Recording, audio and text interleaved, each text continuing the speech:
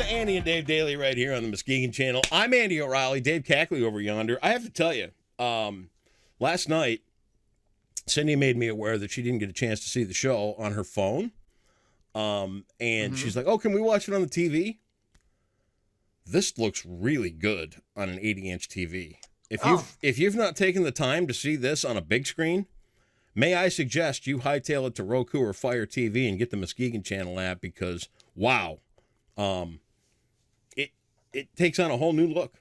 I was like, oh, cool. Look at us. Sponsors look big. It looks looks professional. The intro looks big. I look like a hot mess, but you look fine. Yeah, I look like a twitch. I move too much. What do you mean? I was touching my shirt and playing with my nose and just a twit. It's that's what everybody does. I know, but that's become like the norm. Television or anything that's media related is kind of the more of being yourself, and you don't have to be this stilted kind of staged professional broadcaster, all that bullshit. So, and look, you can do stuff like opening your chips on the air and eating shit. I don't know what this thing is, but I saw him making them on TV one day, and Cindy got me one. You ever had one of these? What is that? I don't know. It's like a muffin. She said they're no good, but I'll get you one. Nah. So I thought I'd try it. Anyway. I like the occasional chocolate chip. Yeah. CC. And speaking of Cindy. A little too much sugar. A couple of things in the housekeeping department with Cindy. One, I'm still on an advisory panel at Fruitport, so tomorrow will be off. So I have to go do some school work there at Fruitport tomorrow. And two, it's been a while since Cindy and I have been anywhere on a vacation or anything. So in May, we're going to take a cruise up to Alaska, which should be fun. Are you serious? Yeah. You're doing an Alaskan cruise? Well, here's the thing. Holy cow. The Alaskan cruise itself was about $600 a person in May. So there's a good value there. Hey, that's a pretty good deal. We'll do a 5-thing to Alaska, a couple days at sea, a couple days in Alaska. We leave out of Vancouver, so that's kind of fun. Mm-hmm. And what's the weather in Alaska in May, though? Well, that's where this is going.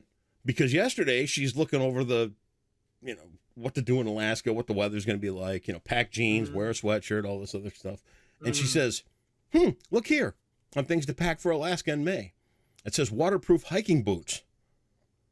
And I'm sitting there on the couch and I'm thinking, at what point ever did you get the idea that we're going to go hiking in Alaska? Because you know what? That's a good idea. It really is. It's something. And here's the thing. I try to be fit. Nothing sounds worse to me than going on a hike. No. Hey, let's go on a hike. There's things bears. I don't like. I don't like hikes. I don't like picnics. Think about this. Where are you going to pee? Yeah. Bugs. Right. Bears. No. Here's the thing. No. If we go on an Alaskan cruise, let's just hope they pull up somewhere where there's a mall. Wouldn't that be nice? Yeah. That would be. If there's a Dave & Buster's, even better. That's fun. What else can you do in Alaska? I think the Love Boat did back in the later episodes. I think Ted McGinley was part of the cast at this point. That's the death knell right there, Ted McGinley. Yeah, and then Julie, I think was in the midst of her cocaine binge, so she was kind of off the show. So they went in another direction. But you still had Gopher, you still had Doc, you still had Captain Stubing. Vicky had matured. Ooh. So still all good. Mm-hmm. Anyway, yeah. No, we don't need waterproof hiking boots for our Alaskan cruise. No, I don't. Okay. Promise you that. I would say no. Yeah. You see the sights. You don't have to participate in the sights. You don't have to. Hey, look at that mountain. Let's climb it. No. No thanks. There will be no climbing. Oh God. Andy O'Reilly killed by a moose antler in Alaska. That's not the way you want to go. Interesting way to go. You don't want to go that way, I don't think. Mob hit. Yeah. I'd like to get taken out in a mob hit. Getting whacked, depending on how it was done. You don't want to be covered in cement. No. But like what Capone used to do, bat to the back of the head, knock you out. Yeah, And then once ice you're pick would be out, fine. ice pick fun. Yep. Depending, they got to get you right away with the ice pick. Right. You don't want an ice pick situation where they get it in and you're still up there struggling, and that's no. Back of your neck. Yeah. Yeah. Right. Yeah. No. That would be bad. We're gonna do news here. All right. Yeah, let's get into it.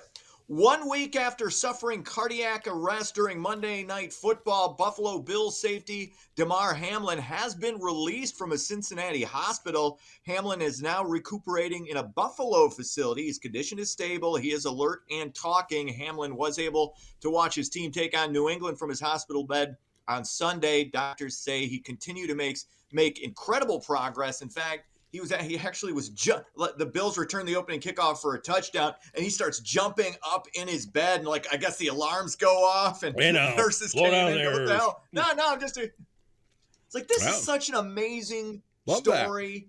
That. Really revealing the power of prayer, as well as the incredible medical staff. Just did. I loved seeing how all the athletic trainers were really getting their due as far as what they did, reviving him on the field. Because this guy, he literally died twice. Yeah. On the field, and then again when they got him to the hospital, and from where he was to where he is now is nothing short of a miracle. So just a great story. And have you seen the meme floating around Facebook with the ambulance on the field? And they've got the ambulance circled, and it says, the most important players were the two lowest paid on the field that day. And that's true. And, 100%. We went through our last few years of acknowledging the first responders and the police and fire and everything else. I mean, this is another pretty stark reminder about how important people like that are and how hard they work for as little 100%. As they get. So absolutely keep that in mind, too. There you go. What else is going on? Hey, you need to drink more water. This, according to the latest study from the National Institute of Health. Proper hydration significantly lowers the risk of chronic diseases, Andy, a lower risk of dying early, and it lowers the risk of being biologically older than your chronological age. Men should drink 125 ounces of water per day. Women only need about 91 ounces of fluid intake. But the thing is, now you can get water from a lot, like the fluid, like you can get, like there's certain foods you can get that from. So you don't necessarily need to drink 125 ounces of bottled water. That's not what they're saying. What they're saying, just you do hydration. It's amazing how just little things like that really do matter. And hang on a second. What are you doing? Never mind, I just got a little water. Whatever. You know what the problem is? Wait till you're a 52-year-old fatso on high blood pressure pills, and then sit there with your doctor, and he's like, you really need to drink more water. And then you look at your doctor, and you go, you know what? You really need to find out what it's like to almost piss your pants everywhere you go all the time because you had to drink more water. Okay, doc, yeah, that's what I'm going to do. So every stoplight I'm sitting at and every gas station I have to run into all day long just to pee, I'm not jumping on that bandwagon. Okay? I'm not out here with Marlboro Reds. I'm not out here with Lucky, no filters. I am not going to drive myself into this water craze where everywhere I go, I got my water bottle. Want to drag in their water bottle. Just drink it out of a fountain. You can drink tap water. I do. Too. If I'm thirsty, I stop and get a drink of water. No. There you go. No. I'm not going to. No. Water. No water. Andy's going to stage a protest against water. Down with H2O. All right. Stop being a pusher. Here we go. All right. Finally, Michigan students are falling behind when it comes to literacy and math due to the pandemic. This, according to the latest assessment, students lost about 2/3 of a year in math and more than 1/3 of a year of reading between 2019 and 2022. Michigan fourth graders currently rank 43rd in the country in reading. Hey, at least we're not in the bottom 5. Let me tell you something. There you go. I'm going to be a cockeyed optimist. And I want you to be realistic about this story, and it is Michigan students. It's because that's who we have the research on. Mm-hmm. This is not a problem exclusive to Michigan students over the pandemic. No. So no, but we're already at the bottom. But being at the bottom of the list, I just want to put an asterisk there that's saying that this is not just a problem exclusive to Michigan. Oh, right. Again, this is one of these things where you got to take up the slack when you screwed kids over. So Hey, everybody needs to take responsibility for screwing the kids over in this. We all did. I'm sorry. I'm not going to say that we screwed them over.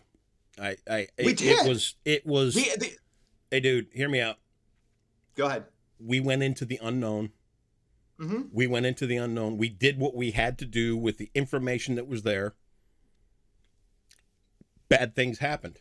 Every direction you went, economically, educationally, to our spirit, to our health, to our overall ability to get along. The unknown happened. We did what we could do. Across the board, shit hit the fan. So to single out the idea that we screwed kids is ill thinking. I'm sorry. That's where I'm going to stand on that. Problem with that is we had enough evidence early on that this didn't affect kids. It didn't impact kids. And that's kids, where we that's no, hang on. Wait, okay, you go ahead. We screwed that's how we screwed them. Okay. We screwed them over. And you had a lot of teachers who were in their 20s who this also didn't, because we could make allowances for them too.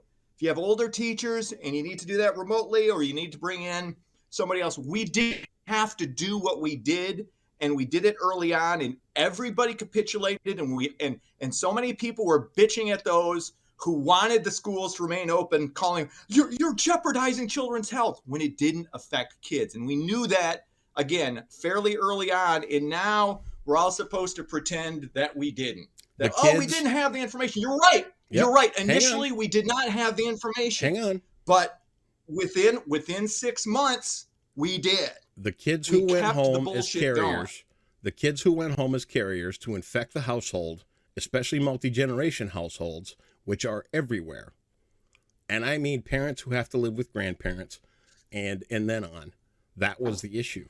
That was why there was isolation. And that's why they did the homeschooling. And again, it's another factor that played in and had to be considered in markets that we don't really understand living situations in, because we live in the middle of nowhere.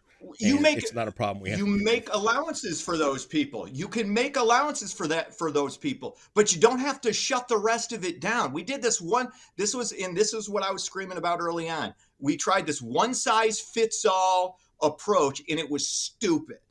And that was something we knew early on. And again, there were a lot of unknowns. To your point, there were a lot of unknowns, but after about 6 to 8 months, we did know. There was information we did have. So to your thought, there you go. We would single out the kids that lived in multi-generational homes, leave them home, and we help those out. Let the other ones. Remote. You can bring them in remotely. If you got that issue, then you make allowances, and you have actual teaching going on in that situation. Okay. And yes, you do help those kids, but we could have done that, but we chose not to. Right. Because people in fairness, to another point that you didn't make, but I'll make for you, people were scared. Yeah. People were scared, and in some cases, ridiculously so. But learning had to go on for the kids, and we did screw them. Whether it was intentional or unintentional, that was the unintended consequence of not thinking these things through and letting fear be the thing that ruled, and we can't have that happen again. Okay. Sports. The national championship game went to Georgia. If you're a Michigan fan, you got to thank God you didn't beat TCU, because this wouldn't have been much better. 65-7. Georgia just takes apart the Horned Frogs, and that thing was TCU over a correspondence in the first school? quarter. I've never even heard of it. Well, they beat Michigan, so the correspondence school knocked off the Wolverines. So that's not saying much.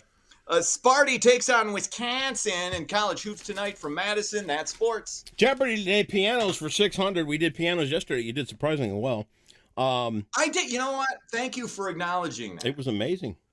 I almost had tears in my eyes.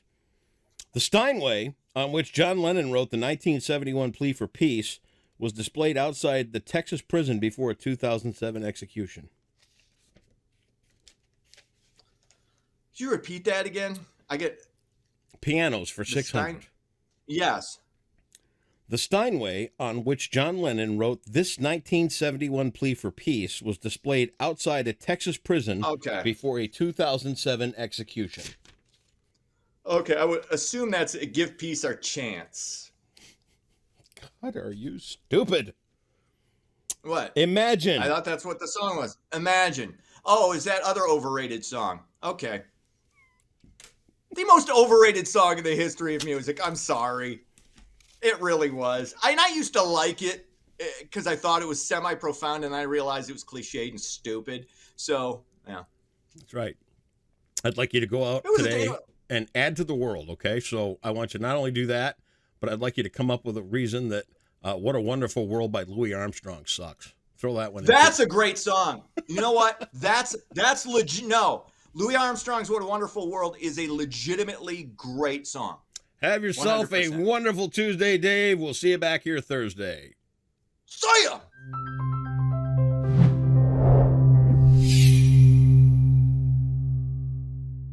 Welcome back, Muskegon. A mix of rain and snow is possible this morning, but a more potent storm is expected on Thursday, so let's look at your forecast brought to you by Trinity Health. Your weather headlines show temperatures will be, on average, a little bit milder than normal, so temperatures for the most part this week will be in the upper 30s to around 40 degrees, and then we will have a slight chance for rain and a mix this morning, like I said, but that will be very brief and pretty light as well.